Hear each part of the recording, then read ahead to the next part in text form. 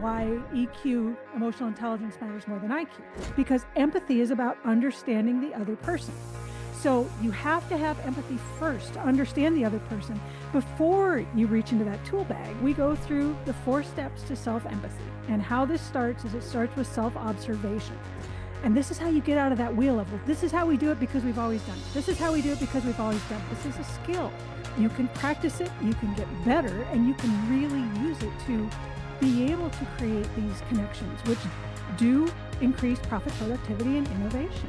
Self-awareness really can create that loyalty just through interpersonal connection. But if you're not aware of how your actions influence the rest of the world, then you're missing those opportunities. People get really caught up in the idea that empathy is all feeling, that it's I feel what you feel.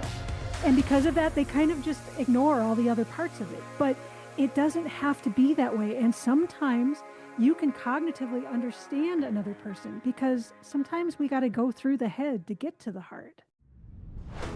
Welcome to the Leadership and Love podcast. We will cover leadership, mindset, personal development, and sales and marketing. You will experience thought-provoking conversations with both nationally and internationally recognized leaders. Our goal is to inspire you and deliver actionable items that you can implement that are going to help you accelerate your growth. Get ready to discover the magic and the power when you lead with love. And welcome back, everybody, to another exciting episode of Leadership and Love, the podcast that we want to help corporate America and leaders across the country and the world understand that they can lead with love. And I can tell you that right in the sweet spot of that is this young lady that we're going to talk to today. So Melissa, welcome to the podcast and thank you for taking the time. Thank you so much for having me, Louie. I'm so excited to be here because this is like right in my wheelhouse. I think we're on the same path here. Yes, ma'am, we are. So let me get your bio out of the way and we'll move into the good stuff. So Dr. Melissa Robinson Weinmiller isn't just talking about leadership. She's challenging us to do it differently. Amen, sister. With over 20 years of cross-industry experience, she helps leaders build emotional, intelligent cultures that don't just feel better, they perform better. She's a TEDx speaker, an EQ coach. EQ, for those of you that don't know, is emotional intelligence. She's an EQ coach and the author of The Empathetic Leader. Melissa blends research, real-world insight, and lived experience to make empathy actionable at every level of leadership. And we're going to delve deep into that because I think that's truly where transformation takes place. She's on a mission to prove that the so-called soft skills are the ones that drive hard results. I love that line and I want to read it again. She's on a mission to prove that the so-called soft skills are the ones driving the hard results, and the future of leadership depends on them. I can tell you that that's what a short and sweet bio, but hits the nail on the head. So again, thanks for being here, and let's jump right into the heart of it. Why for you is emotion as a leader, why is that so important, and how can leaders use emotion to build that culture? Well, I mean, 2 reasons, really. The first is just that as human beings, it's a part of who we are. And even if you want to ignore it, you want to pretend it's not there, you want to think it's not part of business, it is there. And as human beings, it's a very basic level that we communicate and relate to each other on. So to just like negate that as something that doesn't belong, you're basically cutting your own left leg off because you've like missed that major part. The other thing is that we are dealing more and more with technological systems that don't have emotion or emotional intelligence, like AI. AI does not have empathy. And if it keeps going the way it is, it never will. So supply and demand, right? The less of a supply of something there is, the more it's in demand. So the less there's a supply of that emotional intelligence and empathy, the more it's going to be in demand from future leaders. Amen, sister. So you're coming out of the chute just on fire. And so let's maybe back this up for some of our listeners. Can you first define for you, what does emotional intelligence mean to you? Absolutely. So emotional intelligence, it was originally brought up in an article in 1990. And then Daniel Goleman wrote his book in 95, Why EQ, Emotional Intelligence Matters More Than IQ.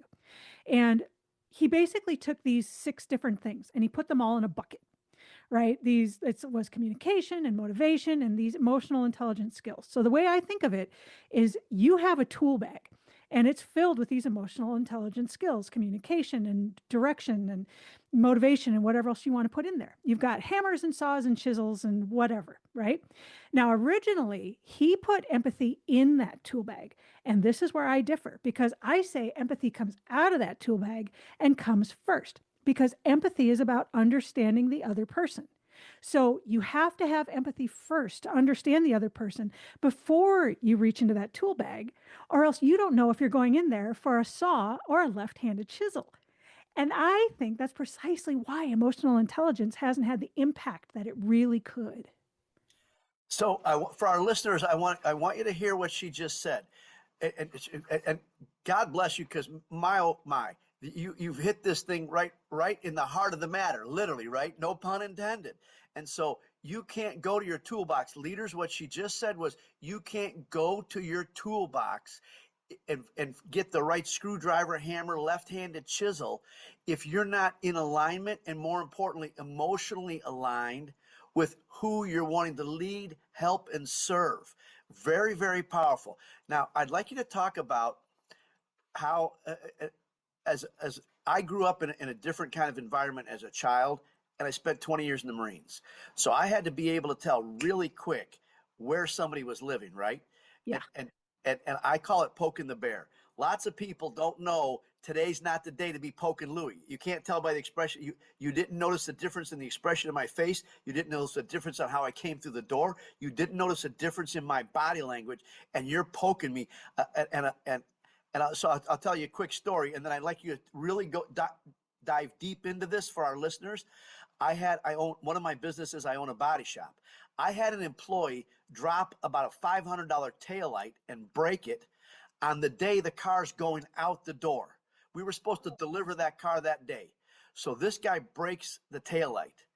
In the morning, that afternoon, he asked me for a pay raise. that's a true story. And I wanted to share that with our listeners because that's a great example of no clue about emotional intelligence. Yes. Right? It was the wrong day to come barking up the tree for a pay raise. So I'd like you to talk about for our listeners, how do you start to train and coach people on how to develop that skill that, hey, did you notice this wasn't the day to go? And for our listeners, I want this to dive really deep. I want you to understand that everything that Melissa is going to share with us is going to apply at home, your kids, your spouse, at church, if you're a coach, a mentor, your employees, your vendors, your clients. This is going to apply everywhere. It's so valuable. So please, Melissa, how do you coach your clients to do that? Absolutely. I mean, you just hit the crux of the whole thing because that's where it begins and ends. So when I was talking about empathy has to come first before the tool bag, let's start by defining empathy because people have this idea that empathy is just feelings, right? I feel what you feel. But there are 43 different definitions of empathy, and that is one. Empathy isn't necessarily about feelings. Empathy is about perspective taking, understanding the other person. Feelings are one way to do that, but there's others. The other two I talk to people about are intellectual empathy, which means I logically understand how you feel. I just may not feel it. I may not feel anything. And the other one is self-empathy, which is the empathy you can actually have for yourself, which is where it has to begin. Because if you can't have empathy for yourself, you're not going to have it for anybody else. Can I interrupt you for just a second? Yeah. Hold your thought. Listeners, she just hit anything you need to know about life. You cannot, my word is love, your word's empathy. I can't give you love if I don't love me. I can't give you empathy if I don't have empathy. That's huge. So please, I don't mean to interrupt, but thank you for just, that's exactly right. So please go on. Yeah. So when you're talking about actually being able to relate to people, right? It's that perspective taking. And if you want to hit it at its base level, it's in kindergarten. How would you feel if it was you? So, like the guy that dropped the tail light, if he had stopped for just a second and said, well, how does Louis feel after I just smashed this tail light on the day this car goes out? Maybe today isn't the best day to do this. But he didn't take perspective of the other person. And because of that, he really stepped in the muck. And so again, listeners, I want you to catch what she said. And so I'd like you to talk about stepping in the muck, because I'm very aware of your emotional bank account. So I'd love for you to talk about emotional bank account in the sense that it's much like money, right? So if I've got in our relationship, if I've put a lot of positive things in and I step in the muck, it doesn't blow the relationship up. But if I've put nothing emotionally into our relationship, into the emotional bank account, when I step in the muck, I can blow that relationship up, and permanently. Can you talk about that, please? Absolutely. Because the way I talk about it with leaders is that because you are a leader, I was a musician for a long time. So that's just kind of the point of view I come from. So, for lack of a better term, when you are a leader, you are always on stage, which means someone is watching, someone sees what you're doing, and someone will model that same behavior. That's how you build culture. It isn't by putting it in the mission, vision, and values, it's by walking the talk. So, as a leader, if I am showing empathy, if I'm doing the perspective taking, if I'm actually, putting my money where my mouth is, I'm building that emotional credit because I'm showing to my employees, look, this is really what I mean, and this is what I really do, and this is how I back it up. So that on that day when I do step on the muck, because let's be real, it's going to happen, the employees can say, yes, but 99.7% of the time, this is what this person does. So this was a one-off. I'm a little more apt to forgive them. It's so very powerful. And again, I want you to understand this applies in every relationship. Because if, I share with people, I like to ask in relationships, on a scale of 1 to 10, how am I doing? And so if you're at a 5 with somebody and you step in the muck, like I said, it can blow it up and end it. One of the things I'm curious to know is when you're working with leaders, how do you help them become more aware? How do you help them become more emotionally intelligent? You know what? That's the biggest part of what I do, honestly. And I start with self-empathy. That because these people usually they're in these positions and they might be fantastic technicians or bring in the biggest accounts or have the most people, but they're not necessarily leaders. And they haven't been trained. That isn't necessarily their fault. So they walk into these positions. They're probably already dealing with imposter syndrome. They're probably already feeling under the gun, like they have to do this stuff and they have to do it right now. And they're lacking empathy for themselves and understanding what it's going to take to make them that top level leader. So we go through the 4 steps to self-empathy. And how this starts is it starts with self-observation, which means just stepping back and actually watching what you're doing and doing it with as little bias as possible. Just, taking a step back and paying attention and doing it without bias and without beating yourself up is really hard to do. So that step 1 sometimes can take a little while. The next step is self-reflection, which means you're turning that lens inward. You're saying, okay, here's what I've seen. What does it actually mean? Why am I reacting in this way? What is it that's causing me to be triggered by this person? Why did I blow up in that meeting? What does it mean? Once you've self-reflected, now you turn the lens outward on and see how your actions impact the world, and that's self-awareness. You are aware of what's going on between you and everything and everybody else, because whether we want to be or not, we're all interconnected. So what I do is going to impact you, and then as a result, that's going to impact everybody around you.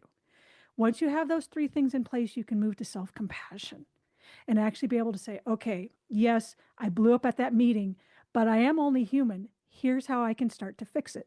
And this is how you get out of that wheel of, well, this is how we do it because we've always done it. This is how we do it because we've always done it. And instead, you can break out of it and say, no, I'm not affecting myself well. I'm not affecting other people well.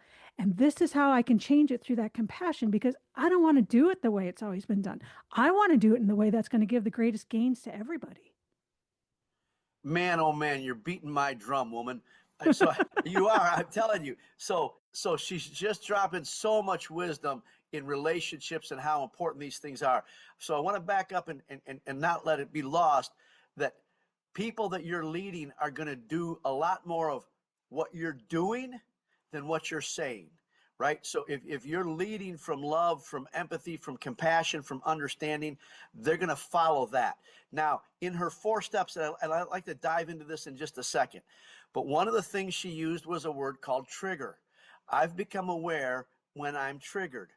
There's some things that I'm triggered by now that I'm aware I just got triggered, and I don't jump off the cliff, right? Don't start doing the crazy yelling, screamy guy. There's still some things. Yesterday I was triggered and I went off the cliff. It is a work in progress, right, with ourselves. I'd like you to talk about how you help your leaders and the clients that you work with, how you help them understand that this is, 1, not an overnight process, and 2, to give themselves that grace to understand you're going to still fall down. How do you get up? Well, I think the first thing that I really try to get through to my clients is that this is a practice, not a performance. A practice is something you do day after day. If you're a musician, you're spending hours every day and every day. Michael Jordan, right? Every day and every day and every day. You are practicing this so that you can get better. Empathy is in part a skill, just like playing basketball. And most of us have a certain amount of natural talent, but we can build on that. I mean, Michael Jordan again, right? Cut from his sophomore team because he wasn't good enough. And he could have said, oh, well, I'm going to get by my talent and that's as far as I want to do. Or he could do what he did and start practicing. And next thing you know, he's the greatest of all time, arguably, but the greatest of one of them, right? So, and it's the same with empathy. This is a skill. You can practice it, you can get better, and you can really use it to be able to create these connections, which do increase profit, productivity, and innovation. It shows in the bottom line. Yeah, without a doubt. And so, again, for those of you that are listening, she said something really important. I've played guitar, mandolin, bass, harmonica for decades at this point. Cool. It is. It's a riot. Yeah. And I think one of the things that's so powerful about music that you well know is we can express emotion without ever having to open our mouths, right? Yes. We don't need words to express emotion. But one of the things that Melissa just spoke about, I tell the story of Charles Barkley being interviewed about the Olympic basketball team when him and Michael Jordan were on the same team, the same Olympic basketball team. And they asked Charles Barkley, what makes Michael Jordan so special, so different? And Charles Barkley simply said, it's not that he was touched with some God-given talent that made him a superstar. He said, when we show up for practice, he's already been there for 2 hours. And when the coach ends practice and we all leave, he stays for another 2 hours. And so I love and for listeners, what she just said was she gave you the wisdom of this. To be empathetic, it's an everyday practice. You build that muscle, you build that skill. It's like speaking. I tell people all the time, I do some speaker coaching. I tell people all the time, anybody can be a speaker. It's a learnable skill. It's a learnable skill that you practice day in and day out, and you talk to people like you who are the expert about how to build your empathy. And this is one of the things I understand about working with anybody, but like somebody like you that's going to be such a challenge for people that aren't empathetic, is you just got to trust and do the work, right? If you were to tell me, hey, Louie, you need to stand on your head and spit nickels and you're going to be more empathetic, you'll see me upside down spitting nickels, right? Yeah, totally. Right. But people, and I'm sure you've had the same experience where somebody's asked you for your wisdom and then they didn't listen to it. Yes. Yes. 30-day washout's a thing. When you go in and you work with people and you coach them, and day 1, they're like, yeah, I can't wait. And day 2, it's like, okay, I got to do this. And by day 30, they're back to their old habits. I mean, it's a real thing. Yeah. So I'd like to go through those 4 steps because I think they're so powerful. So I'd like to go back to your first step. What could somebody do today, Melissa, to take action to start heading down the 4 steps to be more empathetic? What's an action they could take today? So if you want the easiest doorway into it, you actually stop and go back to kindergarten and say, how would that feel if it were me? Taking the other's perspective and taking it on their terms, not on your terms. Okay. Does it bother them? It may not bother you, but it may bother them, right? If the golden rule is to do unto others as we would have done unto ourselves, the platinum rule is to do unto others as they would have done. And Ooh, that's ooh, the ooh, please, difference. but repeat that one again, please. If the golden rule is to do unto others as we would have done to ourselves, the platinum rule is to do unto others as they would have done. That's awesome. That's the truth, right? Yeah. How do they, and I just recently experienced that where I'm in a networking group and I made a joke about this woman's height, right? And so somebody gave me some grief about it. And so I went to her to apologize and said, "Hey, I didn't mean to." And she said, "You didn't insult me. I thought it was funny." And there, but therein lies part of, I'd like you to talk about this, especially in today's politically hot flipping world, right? Where you say something and everybody's off to the flipping races. How would you coach leaders on how to handle the environment? Yeah, I think I'm a funny guy. I'm also aware that I can say something funny that you won't think's funny at all, and I've insulted you. So how do you coach leaders on how to really navigate the politically correct world and be emotionally sound and stable? That's a really tricky one, honestly, because you're not trying to understand people necessarily. You're trying to understand climates, you're trying to understand movements, you're trying to understand big things. And the thing is, empathy works best when it's person to person. We have a hard time with empathy for large groups. We just do. That's one of the problems with doing it in business, which is why we move into intellectual empathy, where you're not necessarily feeling what they're feeling. You're just logically trying to understand. And so for some of my people that I coach that have a problem with this, I'm like, don't take this too seriously, but it's a game. You're looking at a puzzle and trying to decide how those pieces come together. So, for instance, if we're looking at something that's super politically charged, instead of, going off the rails and just, which is what happens, and then pretty soon no one's talking to anybody else, take a step back and say, well, why are they reacting like that? That doesn't mean I don't have boundaries. Empathy does not mean you don't have boundaries, but it does mean that I want to have a better idea of where that person is coming from, because suddenly it might make sense. I might not agree with it. I might not think it makes great sense, but to that person in their life, somehow they got to that point. And I want to know how, so that I can actually talk to them on a human to human level.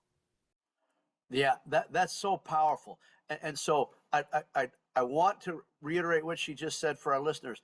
You can have empathy and boundaries, right? You don't let people walk over all over you, and you don't get so emotionally involved.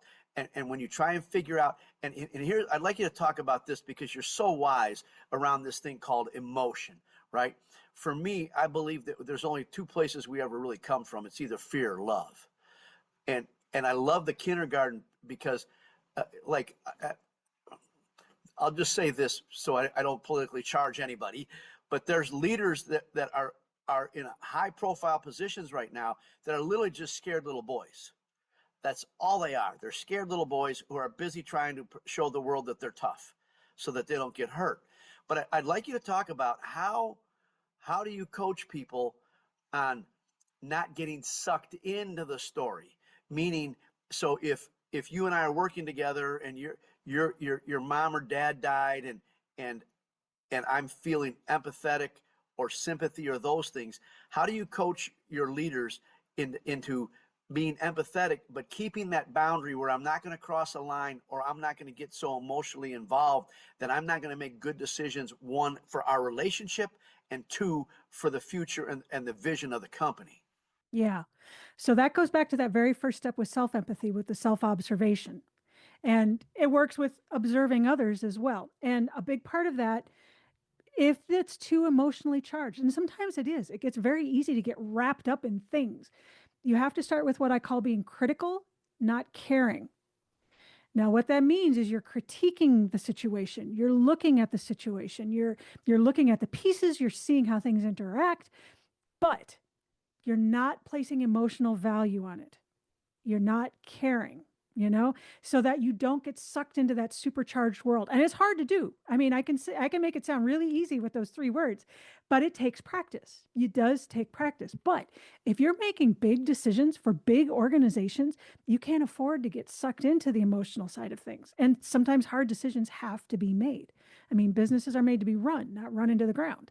So Right. if you can start to engage that cognitive empathy and be able to be critical, not caring, you can start to tease some of that supercharged emotion out. And again, if that's how you're leading, that's what your people are going to see, and that's what they're going to model. Very, very powerful. So now let's go back and dig a little deeper into step number 2. So what's something somebody could do today to take action down step number 2 of your path?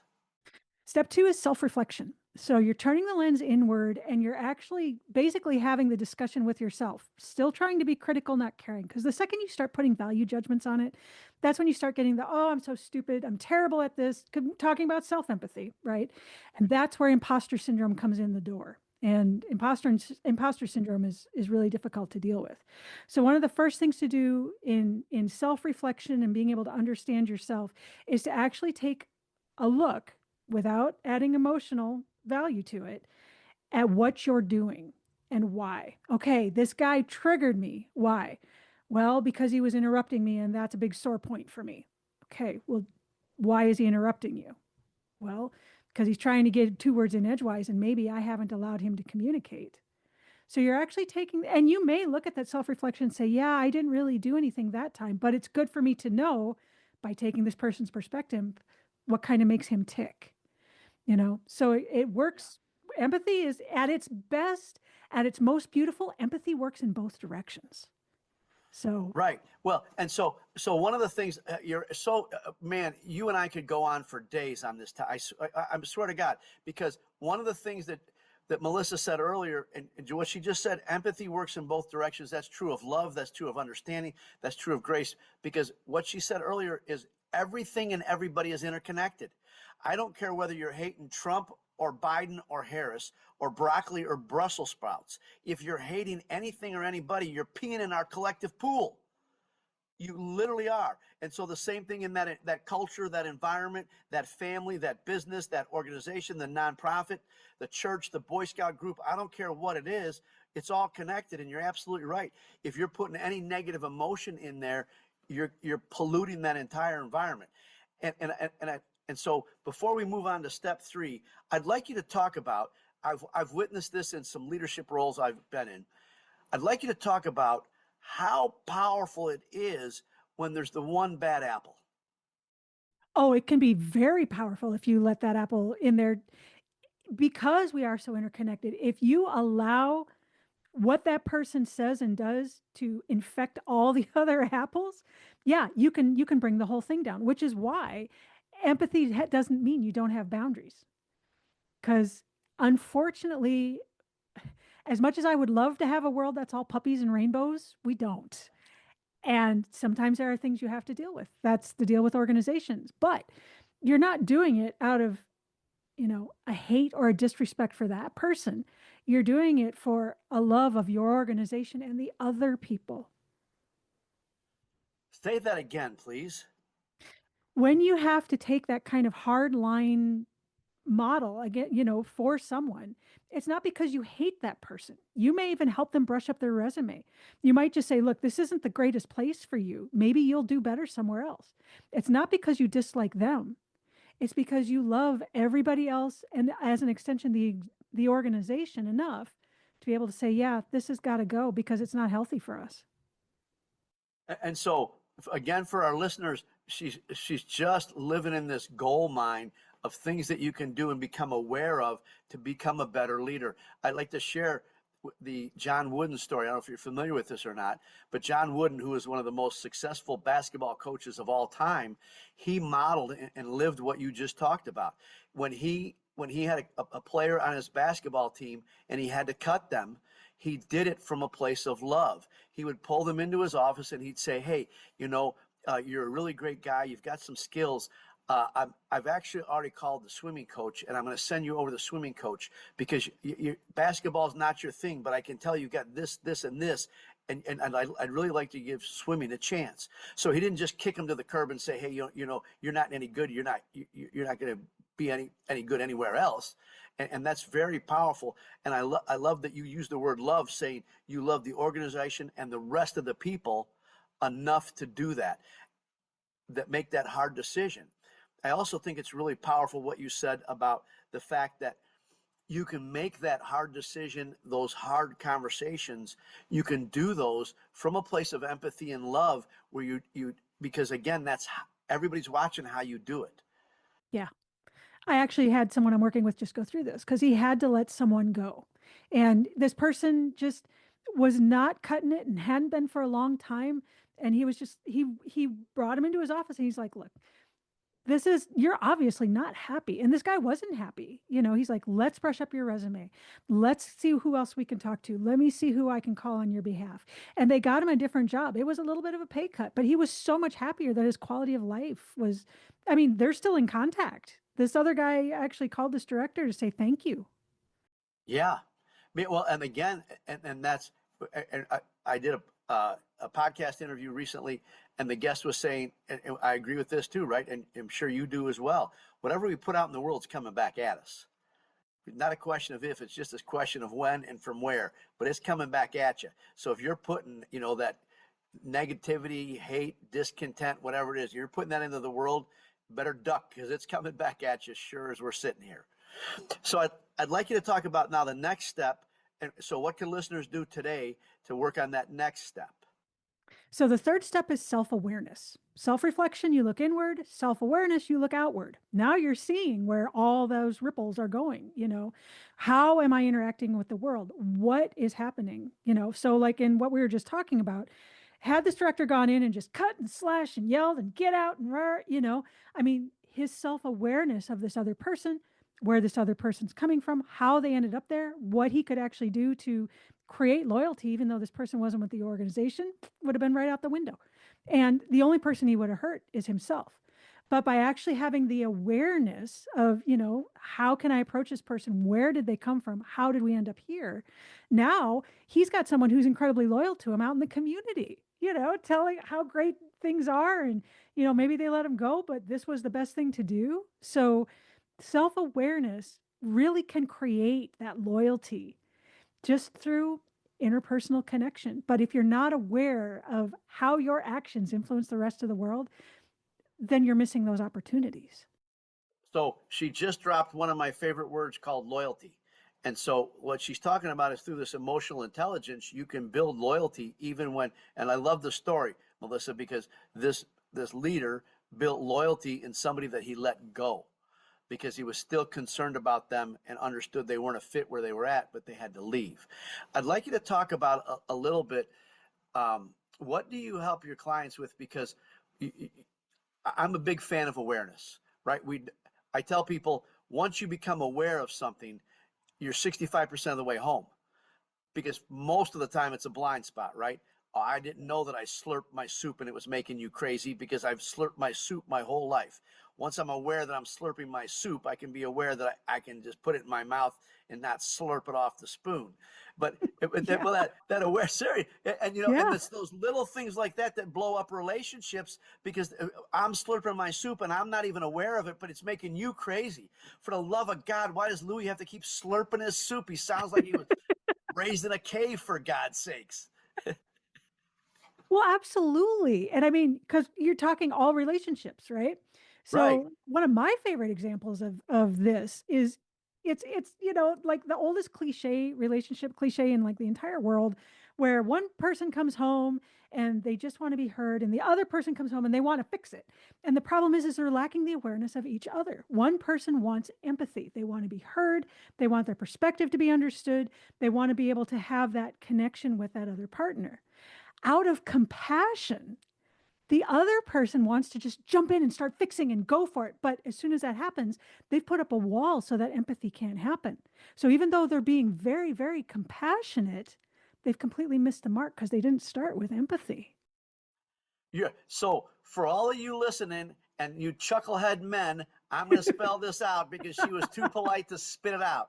The woman comes home and she wants to be heard, and the man thinks he's got to fix it. I can tell you, watch your relationship change overnight. And she was too polite and politically correct, but that's the two sides she was talking about. And for those of you that are listening and not watching, she's laughing with her big, beautiful smile because she knows I just hit the nail on the head.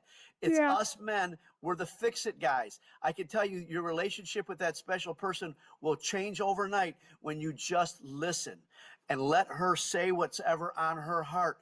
She didn't come for you to fix it. She came to just be heard, felt, and empathized with, the word we're talking about today. So let's let that lead us right to where we're. How do you help, especially men, but women have this challenge too, but how do you help your clients listen, and listen with the intention to hear, not to be heard, right? Because we often are listening thinking, all right, I know what I'm going to say, I know what the problem is, I know it. How do you coach people to listen without having to respond and really hear and feel what they're saying? Yeah. So I try to tie it in with empathy. I mean, especially in organizations, because in 2023, 1.2 trillion with a T dollars were wasted in bad communication. So it's a big one in organizations. It's a lot of money that gets thrown down the drain. So with empathy, if you're trying to understand the other person, right, and you're connecting and understanding through that perspective taking, basically you have a bridge. And you can have traffic moving both ways on that bridge, right? Understanding and perspective taking, or you can have a big block in the middle. So that if I'm the leader and I'm just like spitting out directives and I'm just saying, it's got to be like this, and this is what you do, and da da da da da, and da da da da da, you've got a block there. So it's not communication because the people on the other side of it can't hear you. And that bridge cannot have traffic going both ways. If you have actual communication, there is no block because there's perspective taking and the traffic goes both ways. And that's the thing with communication. You've got to have the perspective of the other person, which means that traffic is coming in the other direction, to say, yes, they understand. No, they didn't understand it. I'm not telling them in a way that's getting through to them. Oh, they got it and they're off to the races. Without having that traffic going both ways, your communication is sunk. You'll be lucky if 50% of it gets through. And so, again, for our listeners, I want you to understand what she's saying, that it's a two-way street. And if you're listening and not watching, she was using her hands on that to really emphasize it's a two-way street and traffic's got to be going both directions. And one of the things I actually watched this happen for a couple of my employees. One of them said something, and I asked the other one to repeat what they literally just said, and they got it wrong. Right? And so what are some tools that you use for your clients to make sure that what they just said or what they're wanting to communicate lands? So I'll do a lot of what you're actually talking about, which is to say communication training. So it's just, it's a practice, not a performance. And we will practice listening. What did you just hear? What did they actually say? What would have been the right response? Okay, in that communication, what did they not say? What did you pick up that maybe wasn't verbal? What is it that you really need to pull out of this? Because it may not just be the words on the page, which is why you have to get out of your office and go see people, not just do it all on email and text. So my goodness gracious. So she hit a couple of things right out of the park right there. So one of the things, one of my axioms is you lead by wandering around. Right? Yes. You lead by wandering around because you get a feel for things and people. And the other thing that she was talking about is you need to practice. And I love that you keep saying this over and over. You need to practice because, and I use the example of I love you, right? Often people are, what's coming out of their mouth is not, and this is that emotional intelligence again, right? If you're aware, if you're out of your head and aware of what's happening in this moment with the people in the room, the conversation, or whatever it is, I can tell you, I love you. I could also say, I love you. Yes. Right? It's exactly the same three words, but how that lands. And if I use the second one and you're like, you never care. You don't tell. I just told you I love you. Well, it didn't land that way. Right. And that's the perspective taking, because you may say it like that and mean it, but if I'm not receiving it that way, Now we've got that block in the middle of the bridge, and that communication is going one way because I'm like, I'm not receiving that as love. You may be sending it that way, but I'm not receiving it that way. Right, exactly. And I love what you're talking about, because part of this is getting out of our head, right? We only see the world the way we see the world. Once I can move, and I'd like to share this with you because it's one of the things that I do when I speak. But I want to do this because I want people to emphasize how wise you are and what the point you're making about perspective. I'll bring 5 people out of the audience, and I'll put one person in the middle. I'll put a person on the right and the left, a person behind them, and I'll put a person a ways out, like in the aisle of the crowd, in front of them. And then I ask the person on the right, how many eyes do they have? They'll say 1. Right side of their head or left side of their head? It's on the right side of the head. I ask the other person, how many eyes do they have? They'll say 1. Which side of the head? Say left side of the head. I ask the person in back, how many eyes do they have? They don't have any eyes. Person in front, how many eyes do they have? 2. And then I'll turn to the audience, I'll say, they're all looking at exactly the same thing. But none of them saw it exactly the same way. And when you take 360 degrees and go in any direction as far as you want, the way anybody could see something, their perspective on it, is literally unlimited. And I want to bring this full circle to something that you said so our listeners don't miss this.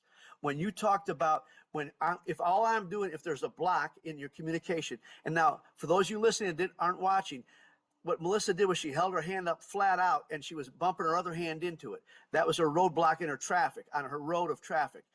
If I'm just speaking into this roadblock, not only is it not landing, but I'm doing it.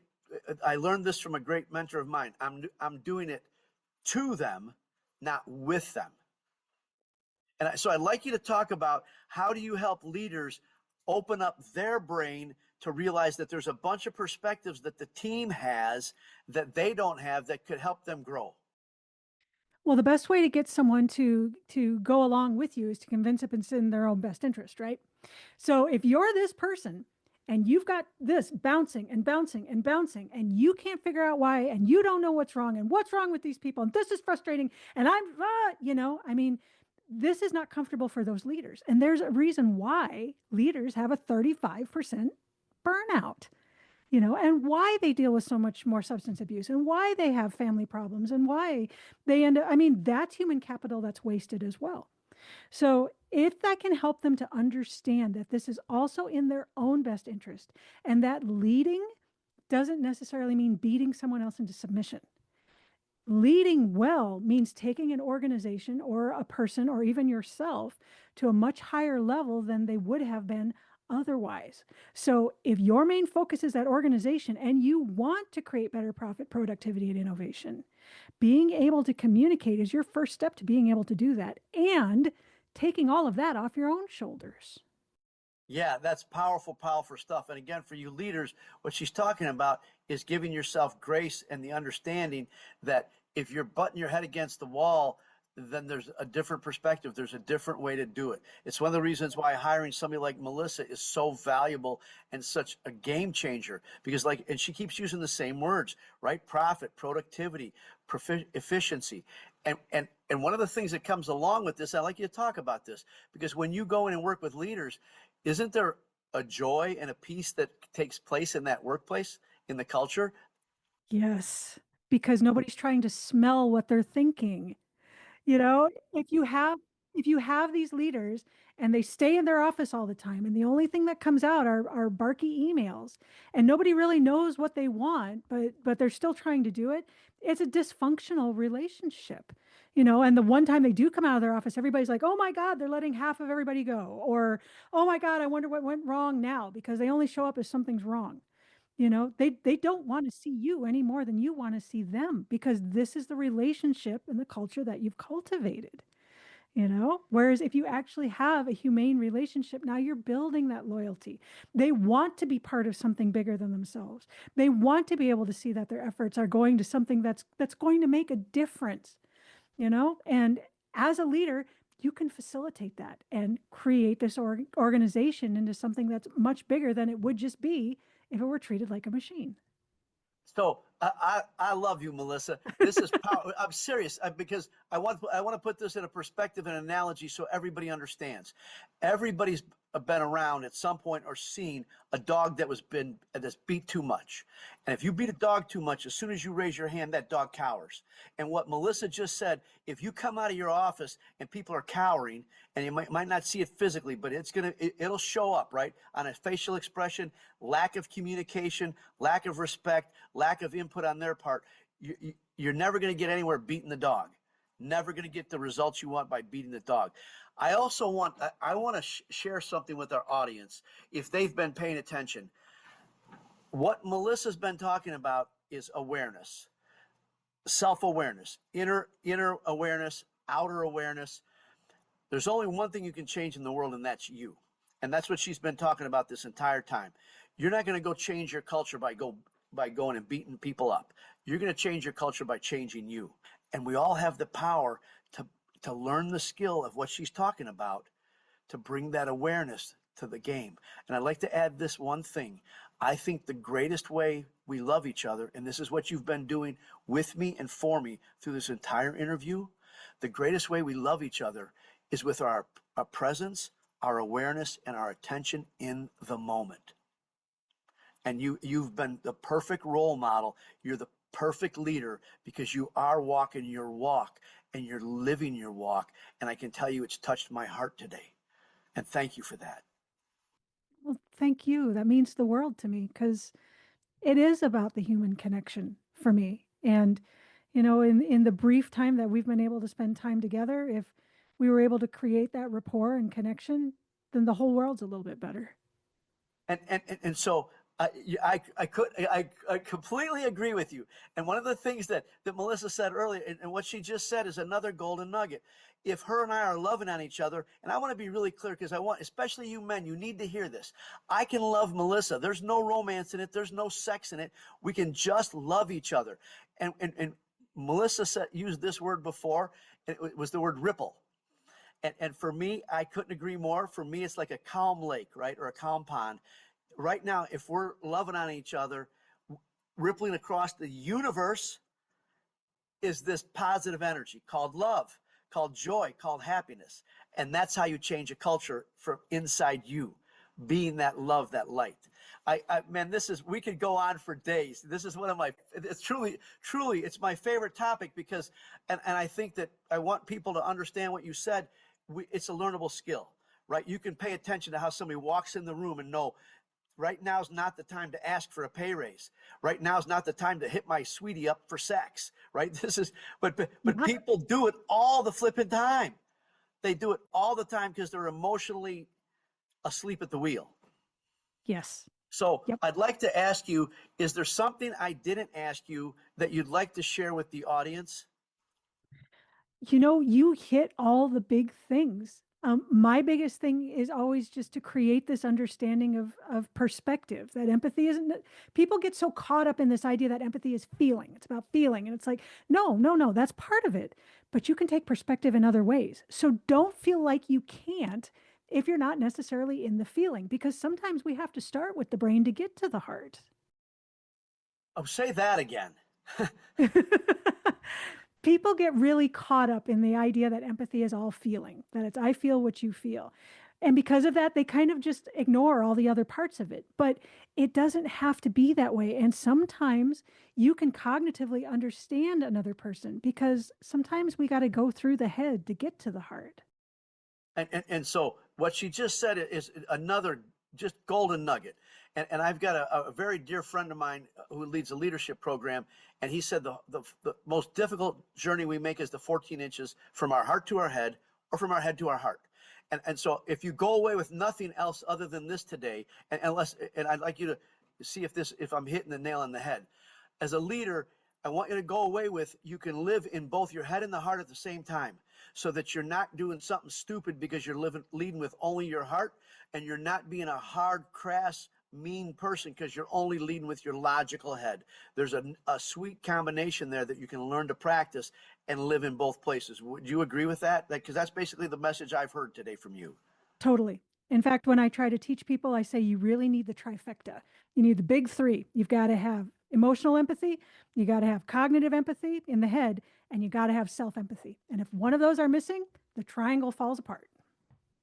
Like a three-legged stool. I love Yeah, that. Three legs on a stool. Take one leg away, they're falling down. exactly. So what's the one of my favorite questions to ask is what's a favorite book of yours that you read at some point in your life that had a big impact and changed your life? You know, it's an economics book. It's called Scarcity, and it's by Muldahar and a guy with a name that starts with the letter S that I can't pronounce.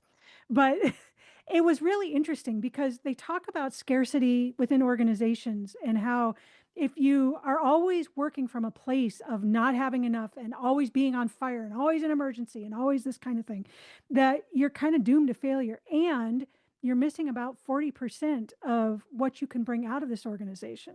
But the cool thing about this book is it applies to everything.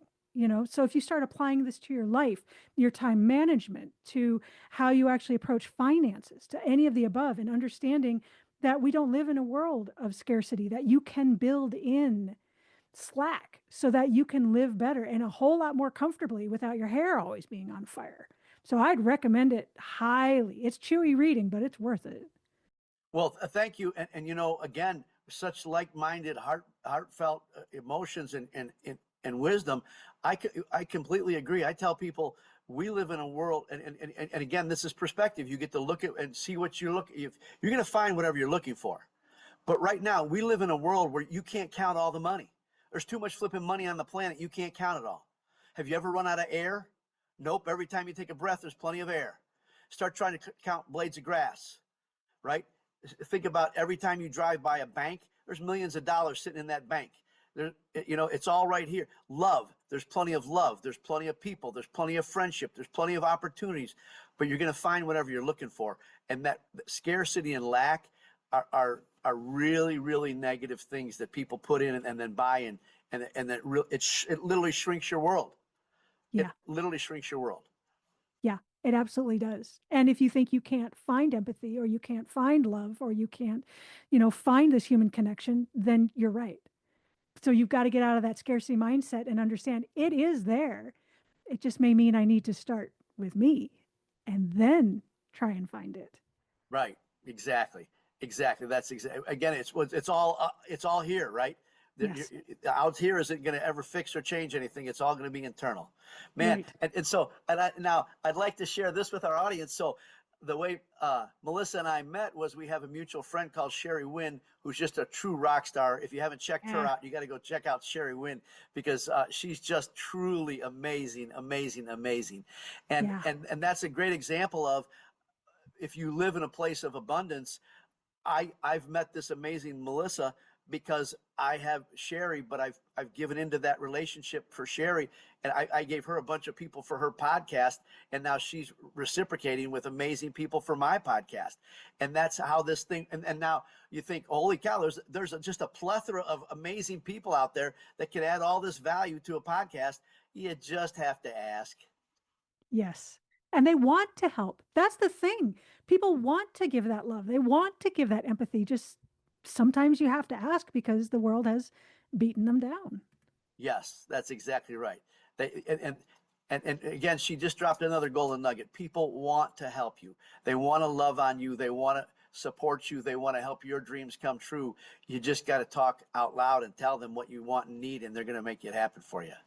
Yeah. Powerful stuff. So before we wrap up, how can people get in touch with you or find you if they'd like to learn more about you or work with you?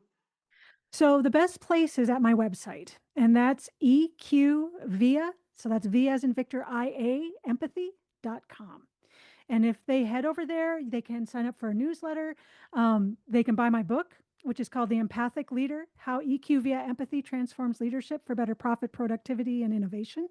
And that's also on Amazon and Barnes and Nobles and, the usuals. Yeah. Or if they really want to see what I'm about, I had a TEDx talk released about 2 months ago. And as of this morning, we're up to 78,000 views, which tells me that people want to hear this. For those of you that are regular listeners, you know that everything she just gave you is going to be in the meeting notes. I can tell you that before the day's out, I'm going to listen to her TED talk. And again, would you share and this is the thing. So I love your heart, and I love that you're like a book, right? I tell people reading a book is like sticking your hand in a jar of honey.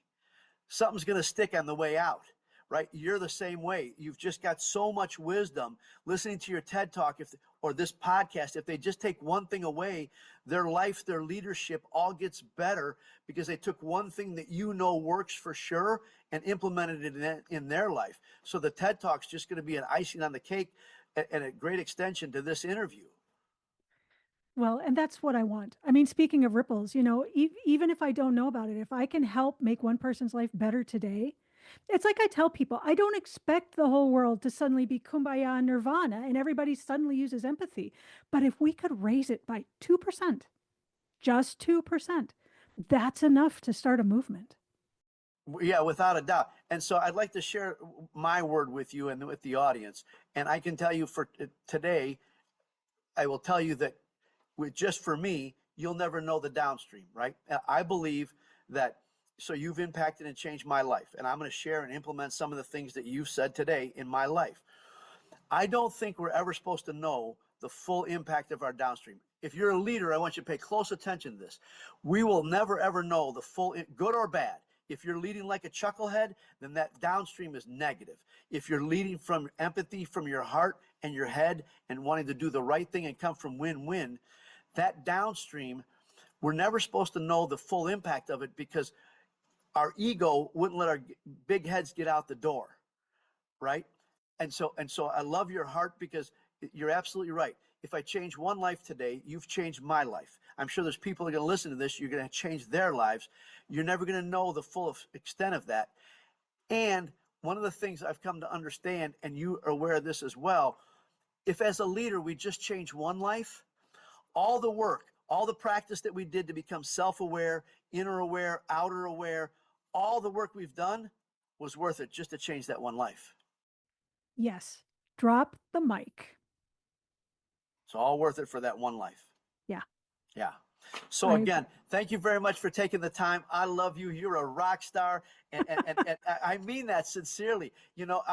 Again, we're kindred spirits, and maybe we talk about what we can do together somewhere, because I'm telling you, that's what leadership and love for me is all about. I want leaders to understand that they can, like I was saying, you can love everybody without sex, without romance, and come from that place where you still make good decisions, you still have boundaries, but you show up from this thing called love with the win-win attitude. So everybody goes away, even if it's not a fit. We love each other from someplace, even if that's a distance. Yes. Yes. And that goes along with, the whole, we love everybody. Some we love as they're coming, some we love as they're going, but it still comes from a place of love. Right. That's exactly right. That's exactly true. Well, I'll share this with you real quick, and then I'll let you get back to your day. But one of the things that came to me one time in meditation is when we judge, we eliminate the ability to love unconditionally. Yes. That's one of my big things, is that empathy and judgment cannot exist in the same space. So you make me want to jump up and down and punch my hand in the air. And thank you. That judgment thing is, please, I didn't mean to interrupt you. You just made my head explode. No, you're absolutely right, because once I judge you for being female or black or white or tattooed or pierced or Arab, or if the list of shit goes on and on and on. Yes. Once I've branded you, however I brand you, I've eliminated. I see you as less than or more than, and now that whole equal, and I've created a tidal wave of crazy stuff in the pool. Yes. Yes. Amen. I actually talk about that in my TED Talk. So yes, I'm so happy. But the thing is what makes me happy is to hear you say that, because that means that this sentiment, that this judgment isn't good, that it only hinders us, is out there. And there's more and more and more of us talking about it, which means there's more and more and more people hearing it. Yeah, I agree with that. And that goes back to, even if we change it a little bit, that's all we were supposed to do, was move the needle a little bit, because somebody else is going to pick it up and move the needle a little further. Yeah. Because we're I call it we're on spaceship Earth. We're all on the same ride. Yeah, we are, one way or the other. So we should be nicer to this ship because it's the one we've got. Yeah, amen to that too, sister. Well, again, Melissa, I'm so grateful and so joyful to have met you. You touched my heart and you moved me. And I think this is such a powerful message. And so thanks again for taking your time, and thanks for being on the podcast. Well, thank you. The pleasure was all mine. This has been fantastic, and I'll look forward to talking to you soon.